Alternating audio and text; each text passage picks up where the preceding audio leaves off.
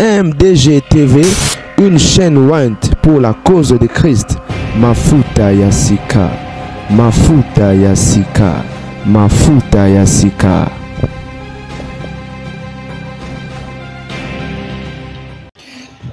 Bote bandi MDG TV Mafuta Yasika. Nzamba pambolela ngai bino, nzamba amonela ngai bino, bandeko babolingo. Toli susu ka neto mesana wala bino basango pesa conseil.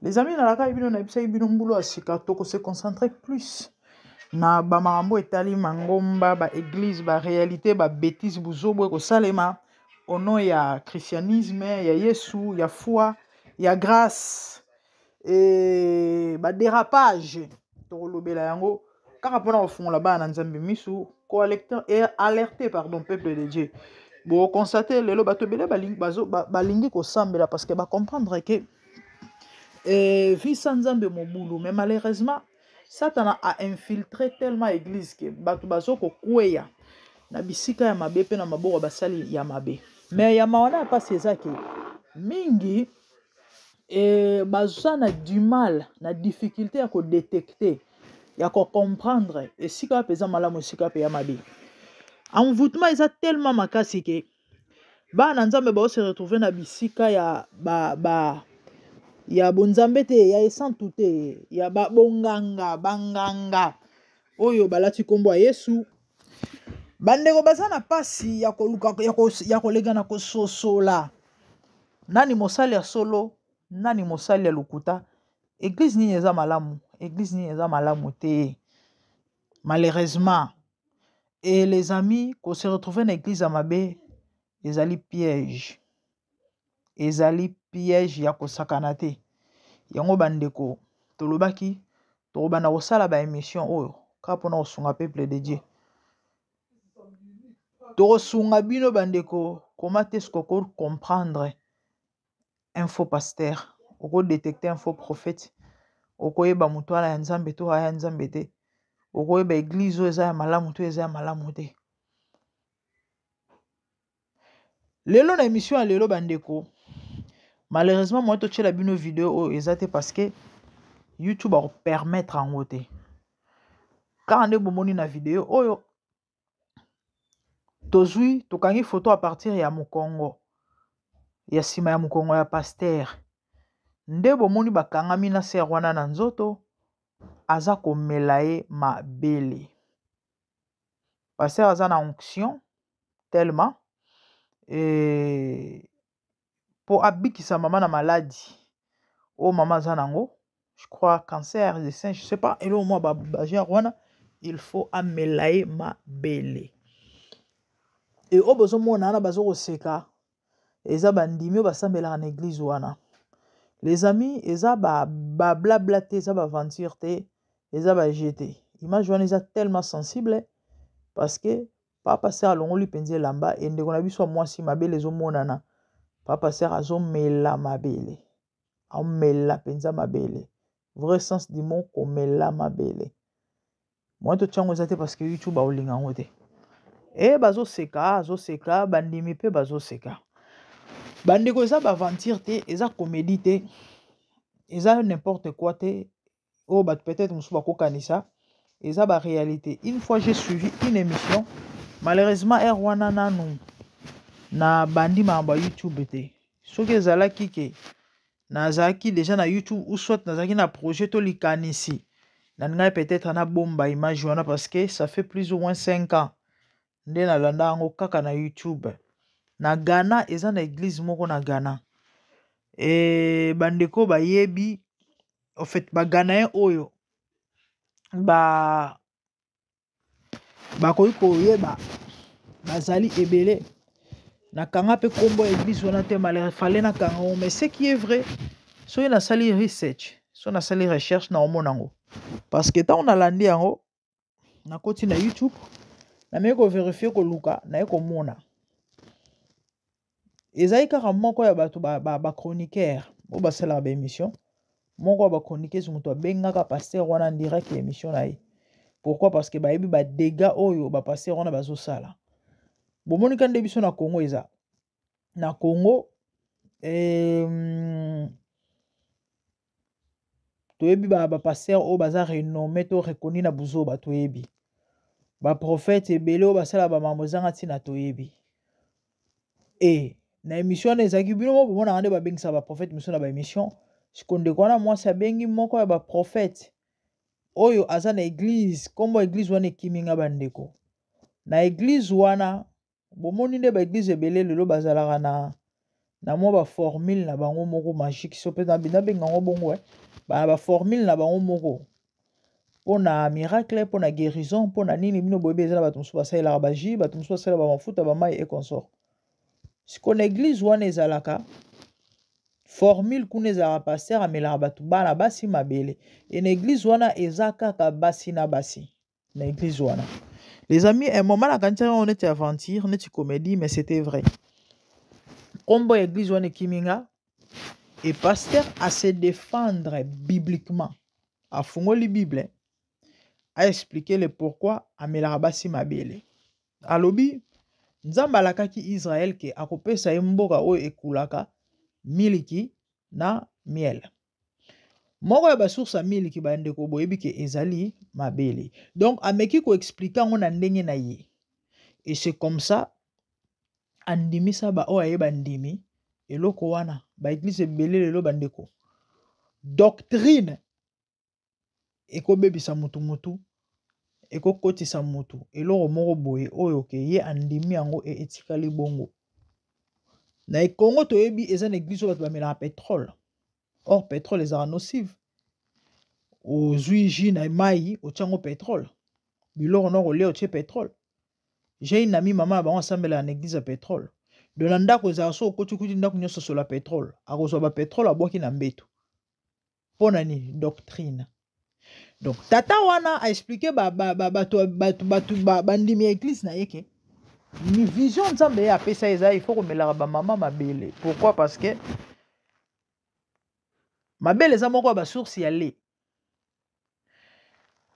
et miliki eza lipamboli selon ndenge nzambe alaka Israël au fait a développer ngona bandenge moko boye bandeko ba émission oh eza tellement intéressant pona mutu oyo alingi lobiko ya âme na ye alinga édification azala édifier et alinga mamba nzambe alinga nzambe en tout cas bolanda ngona bokebi mingi ça va beaucoup vous aider, ça va vraiment vous enrichir. Malheureusement bato belete balinga ba mamba boye il y a des gens qui prétendent aussi prier servir le Seigneur aimer Dieu mais malheureusement baza plus na banti valeur na ba mambo zanga tina là où il y a loyenge bomona bango là où il y a insulte ba monsieur zanga tina bomona bango mais tant bazwa ko lobela mambo oyo ekoyi ko libérer ba âme ba esprit mitu ya bato bakuwana ba kipa ba mambo wana te ba biloko neti ba oyo bandeko c'est tellement important. Pourquoi? Parce que lelo oyo bana nzambe belé baza ko kosa bango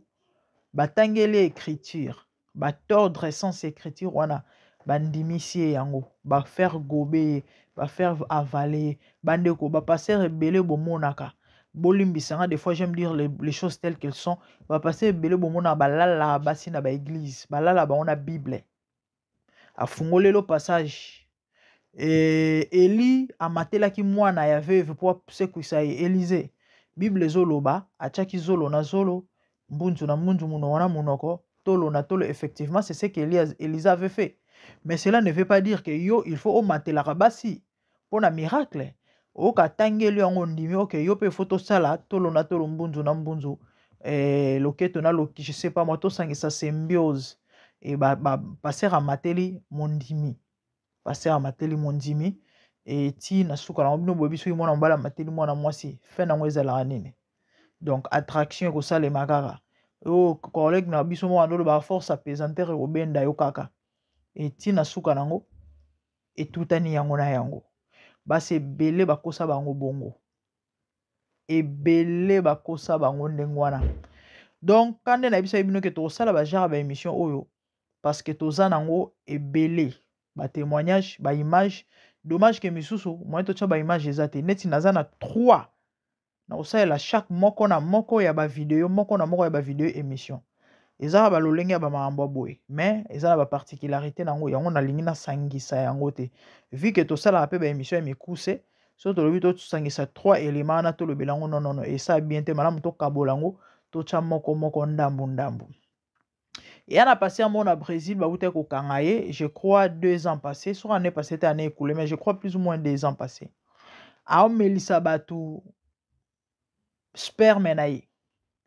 ils ont onction ils ont guérir ya maona a passé ça à convaincre bandimi et bandimi bamelaki bakangaki na Brésil so bosali research wana na Google bomona ngo lukaka na Google comment passer roi bane ko melisa bandimi babiloko na ye wana babiloko wana biloko na utotanga kombo wana ye bakombo musuko tango ozala kitoko te bomona ngo po to ebisa bino ke no ba mambo tozo koloba ba blabla te parce que eza na bato mususu matière soki eza ta ko créer na ebele nga na yebi na ba YouTuber ana litière te a créer donc il faut mona ke no ba bato moko o ba ya na YouTube azana target te azana objectif te ayaki makambo ya kolamba ya changer mususu ayaki makambo betaka ba masolo a changer tellement masolo bat bazolanda eta continuer rando baze bele to yebi bango to na bezo to tanga ba kombo te mais biso to yaki na ba YouTube o to yaki na ba but ba objectif yango peka to za nango to salela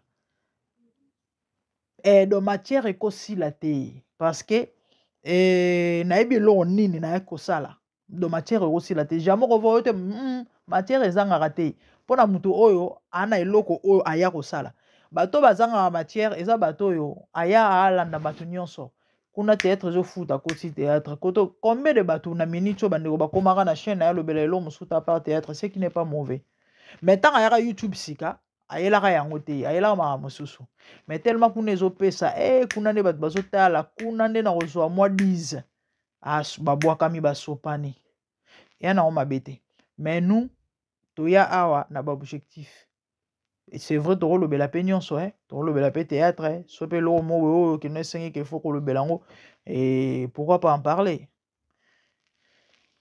bandeko kande na lobi na bino toyana te mpona bablabla ou encore mpona babiloko mo parce que bato fo balanda biso non toza na mpona koédike masi toza na mpona kosunga bato toza na mpona kobimisa bato na zamba na molili na ignorance na embrouillement na foule po bato bayeba kose positionner parce que vie au bon mona yana makambo ebele passer wana bozomona na za torsini na miniature alongo le lamba aomela mabele ya mama wana ya ser wana mpona abika donc lobiko molimo akambi ndenge wana nabeteli bino lisolo ya passer mo na Brésil bakangaki parce que anomelisa bato miliki na ye ya mibali mpona nini bazwa lobiko et à convaincre bango s'il vous plaît bandimi l'état ntango oyoki lobi o makambo mosusu ezalaka te bakanga paser wana aza na boloko bokokokende koverifie bomona yango na oluka yango mpe na kosala yango émission kaka mpona koconfirme mpe kolakisa bayikeke makambo tolobeleze bablabla te nabeteli bino lisolo ya paser ya Ghana mpona église na ye spécialisation na ye spécialité na ye oyo nzambe apesa ye ezali ifo amelaka mabele ya bamama toujours les femmes amela mabele ya bamama eza église moza koni na nini na Ghana na nga nabeta sete nelo mo bandeko boyebi Congo na bamambo tali baventure na baéglise bondimela ngai toza na biso kutu l'échec malgré tomona babiloko escandalisaka biso ekamwisaka biso bamambo bapasera ya bamankioniste basalaka tout ça baprofete baventure babimala basi ya bato bandeko bondimela ngai Nigeria Ghana na bamboka misusu pire bota neti pasero église ne yebani ya melaka mabela basi aza pe na mikanda na ye église pe yebani église pe bato baya kosambela l'état pe yebi et voilà mais nandimi te Congo yango malgré tolobaka loi eza te na mboka na ndimi te eloko wana ekoleka na mboka na biso na ndimi te. En tout cas na ndimi te, amoki eza kobatama leta yeba te, na ndimi te baokanga ye. Les amis, c'est grave, l'air est grave. Yango bomoni tozosala baémission oyo mpona kokebisa bana nzambe, mpona kosunga bayike. Faites très attention, mokilo bozomona tomi na ta ya suka ebilembo ntango suka yango ezokokisama sur bafaux prophète, bafaux Christ oyo Yesu alobela. Et malheureusement bato ebele ba distrait et bato ebele ba comprendre te. Na chaque émission to bana ko révéler bino ba secret oyo et puis ko pesa bino pe ba remède ou encore lolenge nini bokoyi ko contrer ba biloko wana to pe ko bima kati nango ko comprendre et puis ko résister na ba mambo ndenge wana afin que bozala victime te. Moko ya faiblesse ya bana na nzambe lelo eza les chrétiens ne lisent pas la Bible. Il est écrit la lettre tue, mais l'esprit vivifie. La Bible que vous voyez est la parole inspirée de Dieu. Pour comprendre, tu as besoin du Saint-Esprit. Au côté de la Bible, on la romanté. Yango moni, on la super intelligent, hyper intelligent. On la naïbité, ceux qui maillent, ceux qui nani, ceux qui nini. Mais si tu n'as pas le Saint-Esprit, tu ne vas pas comprendre la Bible. Ou comprendre l'écriture. Mes révélations aux oatés. Yango bomona lelo bato belé soit disait à maïle. Batele mais la Bible. Ba contredire. Pourquoi commis boy? Pourquoi koto eza boy? Non, la parole de Dieu ne se contredit pas. Bible s'interprétera yango moko. Et là, musubu na verset mususu omo na onde mususu par rapport à verset mususu, eza contradiction te. Eza na signification. Si vous pouvez comprendre maman, tu dois avoir le Saint-Esprit. Bana nzambe bele batanga la Bible te. Eza moko ya ba faille. Eza moko ya ba point faible ya makasi. O mongo na o profiter nango parce que pour votre information, Satan a yebi ba écriture na profondeur ya blague te.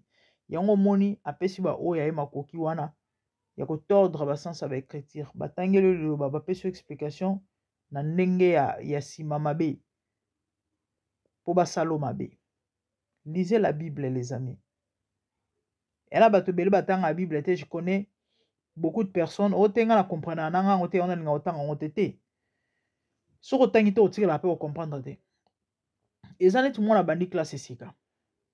Yo anti na première ata mona amayele. Ako komakombo, ako komate. Ako komate il faut ba la ki se malemba avec le temps. Ako tanga te il faut ba la ki se malemba avec le temps. Ako mo comprendre akomo baloba nini. Ku identifier ba mot, ba lettre, ba phrase, akomo sala ba différence nango. Lettre A eza A, B eza B. So basangisi yango, batie B liboso A na epesi ba, vous voyez? Malembe, c'est comme ça. Maman, papa na conseiller yo, salara effort mikolo nyonso otanga la Bible. Eza moko ya babiloko ko biki ça peut ko épargner yo. Nous autres ceux qui lelo par la grâce de Dieu, to koma mutatei, to interpréter passage moko ou à peine la possibilité de le non, eza hérésie. Pourquoi? Parce que nous lisons la Bible avec l'aide du Saint-Esprit et nzambazo sunga bozo comprendre ba mambo belé. Donc les amis, il faut lire la Bible tous les jours. Il faut qu'autant la Bible nomoni nzoto na we liaka ndenge molimo no pe ezana besoin bilia. So nzoto zo liate nzoto sala nini?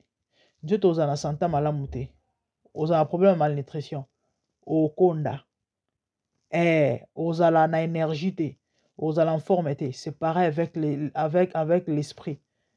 Ba chrétien belé ba koma ba chrétien bisimbi tellement molimo ne liaka ta koma tala mutu monene déséquilibré. Tala makolomike kotambola problème. Bango wana nde oyo bazozala victime. Bazo bango na ba piège ya ba mambo belé. O to mona ba venture zo salema. Oka prophète ayaki akosi na ba prophétie ba lembongo. Oka prophète ayaki akosi na ba message prophétique ba lali. Oka prophète ayeba au fait apanzi bango famille. Donc babiloko na bandeko tokoyela bino ba vidéo ba preuve parce que toza vraiment na ba témoignage na ba mambo belé ya olakisa bino. Yango tokosenga la bino soutenez nous. Bo s'abonner pour bo partager ba vidéo. Bo like kaka. Yaya ndimela nga so sala nzambe na likolo ozanga te ko pambolo. Pourquoi? Parce que connaissance ezo pesa ma awa et ko enrichir pe ko sunga ba vie ya bato ebele. Na bandeko loba bandeko il faut botanga la Bible.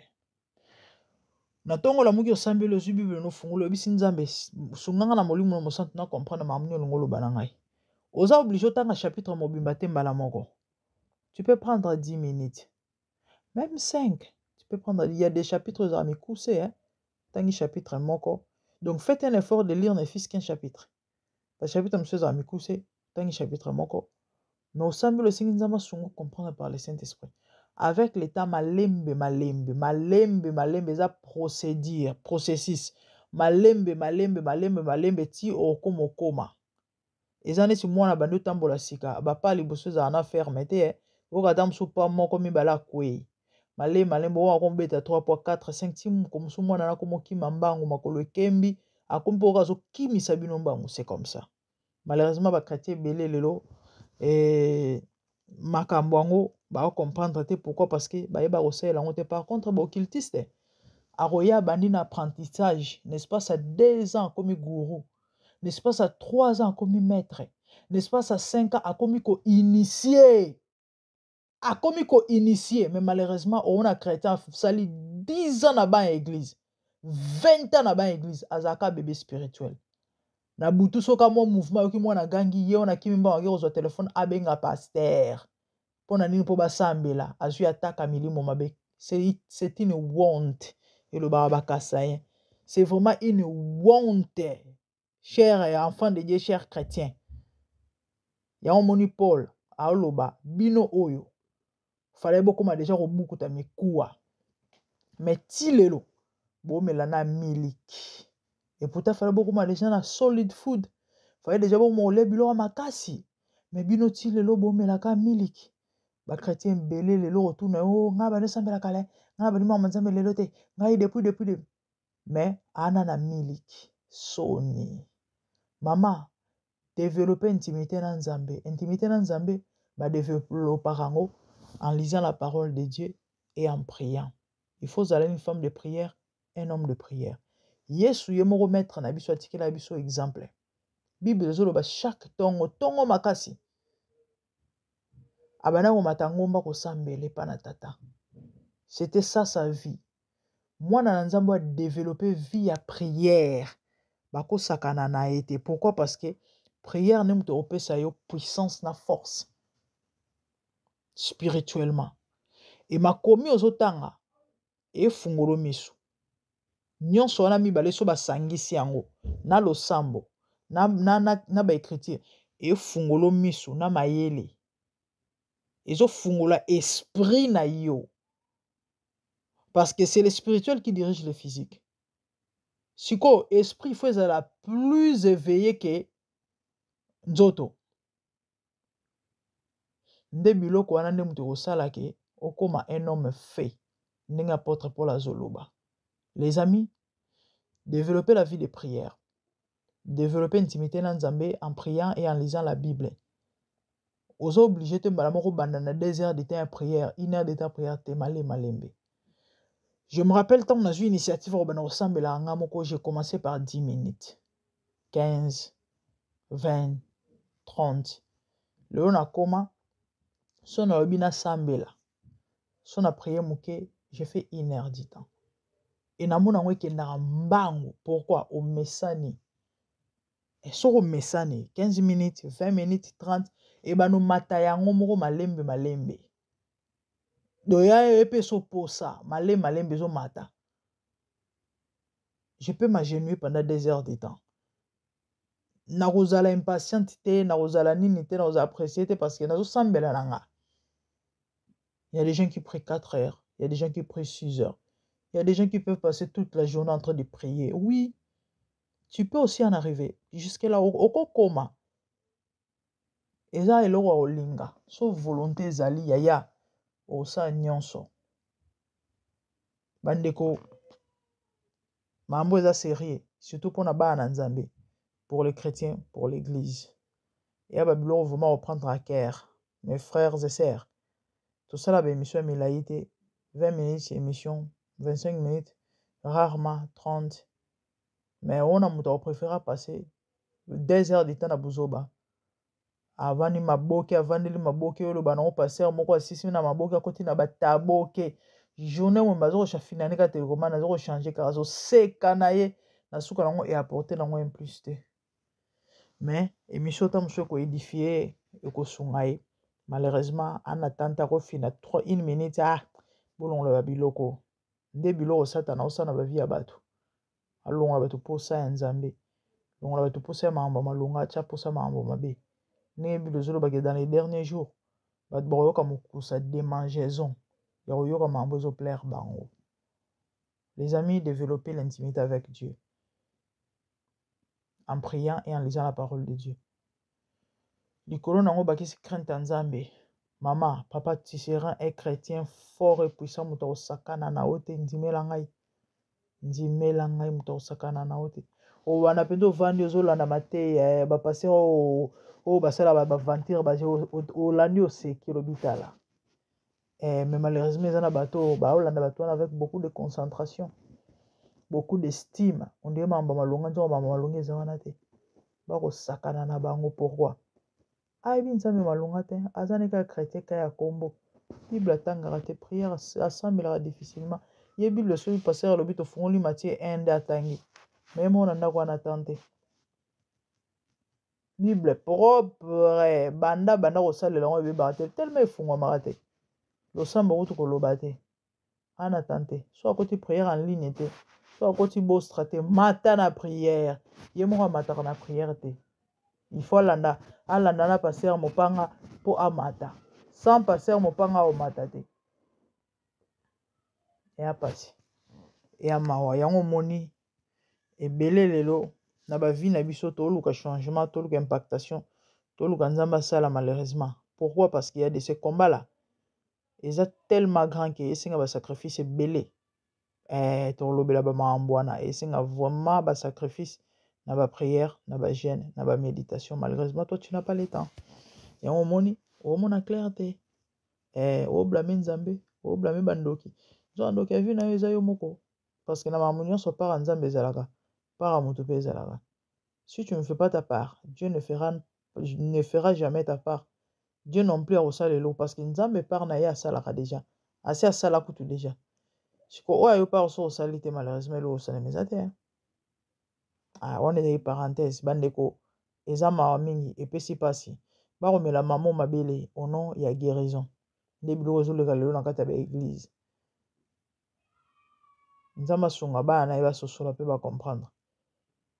Maamba boye na Bible ezalate.